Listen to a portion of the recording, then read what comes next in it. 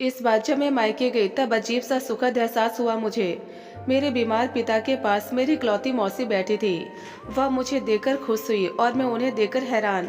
यह मेरे लिए एक सुखद एहसास था, क्योंकि पिछले 18 साल से हमारा उनसे अबोला चल रहा था। किन्हीं कारणों से कुछ अहम खड़े कर लिए थे हमारे परिवार वालों ने, और चुप होते होते बस चुप ही हो गए थे।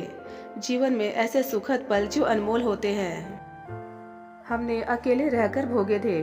उनके बेटों की शादियों में हम नहीं गए थे, और मेरे भाइयों की शादी में वे नहीं आए थे। मौसा की मौत का समाचार मिला तो मैं आई थी, पराए लोगों की तरह बैठी रही थी। सांत्वना के 2 शब्द मेरे मुंह से भी नहीं निकले थे, और मौसी ने भी मेरे साथ कोई बात नहीं की थी। मौसी से मुझे बहुत प्यार था, अपनी माँ से ज़्यादा प्रिय थी मौसी मुझे। पता नहीं स्नेह के तार क्यों और कैसे टूट गए थे, जिन्हें जोड़ने का प्रयास यदि एक ने किया तब दूसरे ने स्वीकार नहीं किया था, और यदि दूसरे ने किया तो पहले की प्रतिक्रिया ठंडी रही थी। कैसी हो सुधा, बच्चे साथ नहीं आए? मौसी के स्वर में मिठास थी और बालों में सफ़ेदी। 18 सालों में कितनी बदल गई थी मौसी। सफ़ेद साड़ी और उनका सोना माथा मेरे मन को चुभा था। राजेश जी साथ नहीं आए, अकेली आई हो? मेरे पति के बारे में पूछा था मौसी ने। लगातार एक के बाद एक सवाल करती जा रही थी मौसी। मेरी आवाज़ नहीं निकल रही थी। हलक में 18 साल के वियोग का गोला जो अटक गया था। एकाएक मौसी से लिपटकर मैं चीख चीख कर रो पड़ी थी। पगली, रोते नहीं, देख चुप हो जा सुधा। इस तरह बड़े स्नेह से मौसी दुलारती रही थी मुझे। कितने ही अधिकार जो कभी मुझे मौसी और मौसी के परिवार पर थे, अपना सिर उठाने लगे थे, मानो पूछना चाह रहे हो कि क्यों उचित समय पर हमारा सम्मान नहीं किया गया। पर जब भी तो एक कड़वा सच है ना, कि प्यार तथा अधिकार कोई वस्तु नहीं है जिन्हें हाथ बढ़ाकर किसी के हाथ से छीन लिया जाए। यह तो एक सहज भावना है जिसे बस महसूस किया जा सकता है। बच्चे साथ नहीं आए, किसके पास छोड़ा ही उन्हें? मौसी के इस प्रश्न पर मैं रोते रोते हंस पड़ी थी। वे अब मेरी उंगली पकड़कर नहीं चलते मौसी, हॉस्टल में रहकर पढ़ते हैं। अच्छा, इतने बड़े हो गए? आप भी तो बूढ़ी हो गई, और मेरे भी बाल देखो अब सफ़ेद हो रहे हैं। हाँ कहकर मेरा गाल थपक दिया मौसी ने। जीवन ही बीत गया अब तो। चल आ बैठ, मैं तेरे लिए चाय नाश्ता लाती हूँ। दीदी दवा लेने बाजार गई है। छोटी भाभी कहाँ है? मैंने आगे पीछे नजरें दौड़ाई थी। आज उसके मायके में कोई फंक्शन था, इसलिए वह वहाँ गई है। घर में अकेले थे सो मैं भागी चली आई। चल हाथ मुंह धो ले, मैं देखती हूँ क्या है फ्रिज में। यह कहकर मौसी चली गई। 5-7 मिनट में मौसी मेरे लिए चाय और नाश्ता लेकर आई। ले, डबल रोटी के पकोड़े तुझे पसंद है ना? मुझे याद है, साथ है यह मीठी डबल रोटी, यह भी तेरी पसंद की है। मौसी का उत्साह वही वर्षों पुराना वाला ही था। यह देखकर आंखें भर आई थी मेरी। मुस्कुरा पड़ी थी मैं। बहुएं कैसी है मौसी? खाते खाते मैंने पूछा था। अब तो अब दादी बन गई है, कैसा लगता है दादी बनना? अरे आज की दादी बनी हूँ मैं। 10 साल की पोती है मेरी, अब तो वह 5वीं में पढ़ती है। पोता भी 8 साल का है। नवीन की बेटी भी इस साल स्कूल जाएगी। नवीन की भी बेटी है? मैं आश्चर्य से बोली। वह जरा सा था जब देखा था उसे। हाँ, कल आना घर पर, देख लेना सबको। तुझे बहुत याद करते हैं लड़के। राखी पर सबका मन दुखी हो जाता है। तेरे बाद कभी किसी से उन लोगों ने राखी नहीं बंधवाई। खाते खाते कौर मेरे गले में ही अटक गया। मुझे याद है 18 साल पहले जब मैं मौसी के घर उनके लड़कों को राखी बांधने गई थी, तब मौसा ने कितना अनाप शनाप कहा था। आपसे संबंधों की कटुता उसके मुंह पर इस तरह से दे मारी थी, मानो भविष्य में कभी उसकी जरूरत ही नहीं पड़ेगी। कैसी विडंबना है ना हमारे जीवन की। जब हम जवान होते हैं, हाथों में ताकत होती है, तब कभी नहीं सोचते कि धीरे धीरे यह शक्ति घटनी है। हमें भी किसी पर एक दिन आश्रित होना पड़ सकता है। अपने स्वाभिमान को हम इतनी ऊंचाई पर ले जाते हैं कि वह अभिमान बनकर सामने वाले के स्वाभिमान को चोट पहुंचाने लगता है। अपनी सीमा समाप्त होकर कब दूसरे की सीमा शुरू हो गई पता ही नहीं चलता। राखी बांधना छोड़ दिया था तब मैंने। उसके बाद मौसी की दहलीज ही नहीं लांगी थी। आज मौसी उसी के बारे में बात कर रही थी। पूछना चाहा था मैंने कि अगर मैं राखी बांधने नहीं आई तो तीनों लड़कों में से कोई भी राखी बंधवाने क्यों नहीं आया था? क्यों नहीं किसी ने उससे मिलना चाहा? मैं तो सदा दोनों बहनों में पुल का ही काम करती रही थी। पर एक दिन जब मैं पुल की ही भांति दोनों तरफ से प्रताड़ित होने लगी, तब मैंने बीच में से हट जाना ही ठीक समझा था। मौसी आप भी चाय लेना। मैंने उनकी बातों को उड़ा देना ही ठीक समझा था। अभी तेरे आने से पहले मैंने और जीजा जी ने चाय पी थी। मौसी मेरे पिता की पीठ सहला रही थी। दो बूढ़ों में एक की सेवा दूसरा कर रहा था। देखने में अच्छा भी लग रहा था और विचित्र भी। आपका जूस ले आऊं ना? अब 6 बज गए हैं, मौसी ने पूछा और साथ ही जाकर जूस भी ले आए। पिताजी जूस ही पी रहे थे कि अम्मा भी आ गई। वह मुझे देखकर खुश थी और मैं दोनों बहनों को साथ साथ देखकर शाम गहरी हुई तो मौसी अपने घर चली गई। दूसरी शाम आई तो मेरे लिए पूरा दिन अपने साथ बिताने का न्योता था उनके होठों पर। भाभीयों से नहीं मिलेगी क्या? सब तुझे देखना चाहती हैं। कल सुबह नवीन तुझे लेने आ जाएगा। मौन स्वीकृति थी मेरे होठों पर। सुबह नवीन लेने चलाया। सुंदर सजीला निकला था नवीन। इससे पहले जब देखा था तब बीमार रहने वाला कमजोर सा लड़का था वह। चरण स्पर्श दीदी, पहचाना कि नहीं? मैं हूँ तुम्हारा सिक्का पहलवान नवीन। याद आया कि नहीं? याद आया। अक्सर सब उसे सिक्का पहलवान कहकर चिढ़ाते थे। वह सबको मारने दौड़ता था सिवा मेरे। आज भी उसे मेरा संबोधन याद था। आत्मग्लानि होने लगी मुझे। मैं सोचने लगी कि कैसी बहन हूँ। यही सुंदर सा प्यारा सा युवक आज यदि मुझे कहीं बाजार में मिल जाता तो शायद मैं पहचान ही ना पाती। जीते रहो। सास ने मैंने उसका सिर थपथपाया था। चलो दीदी, वहाँ बड़ी बेसब्री से आपका इंतजार हो रहा है। अच्छा अम्मा, मैं चलती हूँ। माँ से विदा ली थी मैंने। मौसी के घर मेरा भरपूर स्वागत हुआ था। तीनों बहुएं मेरे आगे पीछे सिमट आई थी। बारी बारी से सभी चरण स्पर्श करने लगी। बच्चों को मेरे पास बैठाया और कहा, यह बुआ है बेटे, इन्हें नमस्ते करो। कितने चेहरे थे जो मेरे अपने थे मगर मुझसे अनजान थे, जिनसे आज तक मैं भी अनजान थी। बीते 18 सालों में कितना कुछ बीत गया। कितना कुछ ऐसे बीत गया जैसे साथ साथ रहकर भी भोगा जा सकता था, साथ साथ रहकर भी जिया जा सकता था। पूरा दिन एक उत्सव सा बीत गया। बीते 18 साल मानो किसी कोने में सिमट गया हो। मानो वो वनवास, वह एक दूसरे से अलग रहने की पीड़ा कभी सही नहीं थी। कड़वे पल ना उन्होंने याद दिलाए न मैंने, मगर आपस की बातों से मैं यह सहज ही जान गई थी कि मुझे वह भूले कभी नहीं थे। बार बार मेरे मन में एक ही प्रश्न उठ रहा था, जब दोनों तरफ प्यार बराबर था तो क्यों झूठे अहम खड़े किए थे दोनों परिवारों ने?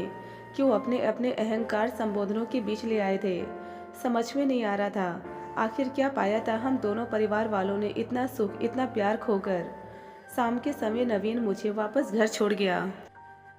रात में अम्मा और पिताजी मुझसे पूरा हालचाल सुनते रहे। 18 वर्षों के बाद मौसी के घर जो गई थी मैं। कैसे लगे सब लोग, बउवे बच्चे बहुत अच्छे लगे। मेरे आगे पीछे ही पूरा परिवार डोलता रहा। बच्चे बुआ बुआ करते रहे और भाभियाँ दीदी दीदी। लगा ही नहीं कभी हम अजनबी भी रह चुके हैं।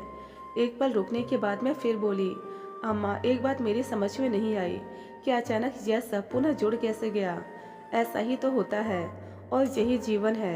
हंसकर बोले थे पिताजी, जब इंसान जवान होता है तब भविष्य की बंद मुट्ठी उसे क्या क्या सपने दिखाती रहती है।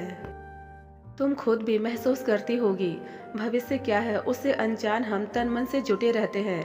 बच्चों की लिखाई पढ़ाई है, बेटी की जिम्मेदारी है, सभी कर्तव्य पूरे करने होते हमें और हम सांस भी लिए बिना कभी कभी निरंतर चलते रहते हैं। हमारी आंखों के सामने बच्चों के साथ साथ अपना भी एक उज्जवल भविष्य होता है कि जब बूढ़े हो जाएंगे तो चैन से बैठकर अपनी मेहनत का फल भोगेंगे। बुढ़ापे में संतान सेवा करेगी। पूरा जीवन इसी आस पर ही तो बिताया होता है हमने। उस पल कभी कभी अपने सगे भाई बहनों से भी हम विमुख हो जाते हैं, क्योंकि तब हमें अपनी संतान ही नजर आती है, बाकी सब पराए। कई बार तो हम अपने माँ बाप के साथ भी स्वार्थपूर्ण व्यवहार करने लग जाते हैं, क्योंकि उनके लिए कुछ भी करना हमें अपने बच्चों के अधिकार में कटौती करना लगता है। तब हम यह भूल जाते हैं कि हमारे माता पिता ने भी हमें इसी तरह पाला था।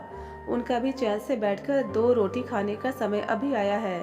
उनको छोड़ हम अपनी गृहस्थी में डूब जाते हैं और जब हम खुद बूढ़े हो जाते हैं तब पता चलता है कि हम भी अकेले रह गए हैं। लगता है हम तो ठगे गए हैं।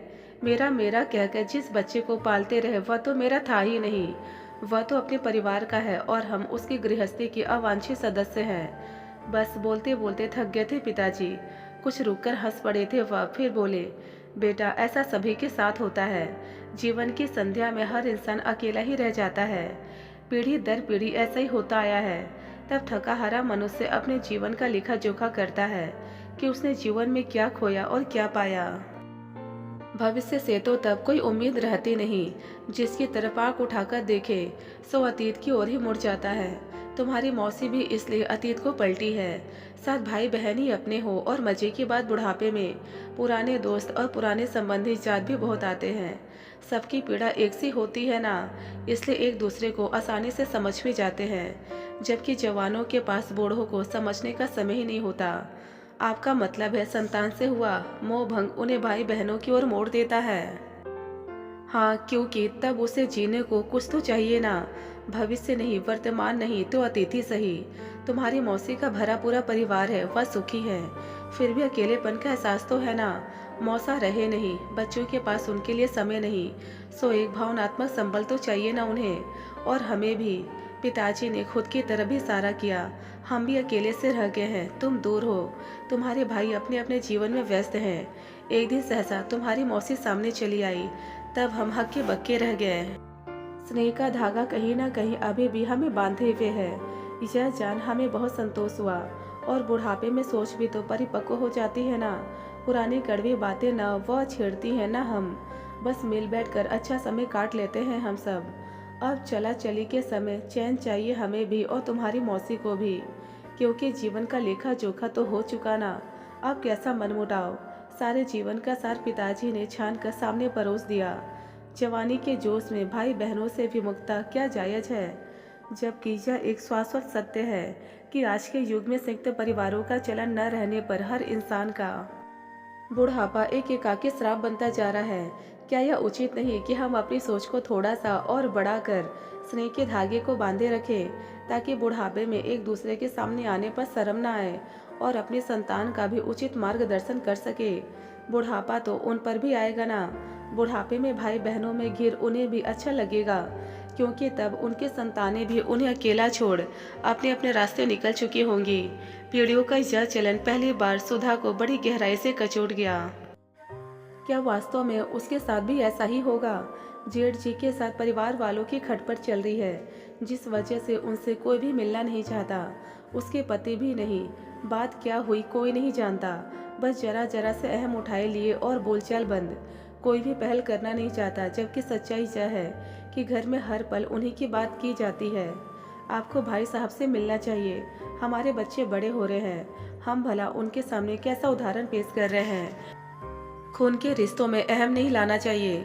वह हमारे बड़े हैं, हमारे अपने हैं, पहल हम भी कर लेते हैं, कोई छोटे नहीं हो जाएंगे हम। चलिए चले। सुधा ने घर वापस पहुंचकर सबसे पहले अपने घर के टूटे तारों को जोड़ने का प्रयास किया। पति एकटक उसका चेहरा ताकने लगे। जहाँ तक हो सके हमें निभाना सीखना चाहिए, तोड़ने की जगह जोड़ना सीखना चाहिए अपने बच्चों को।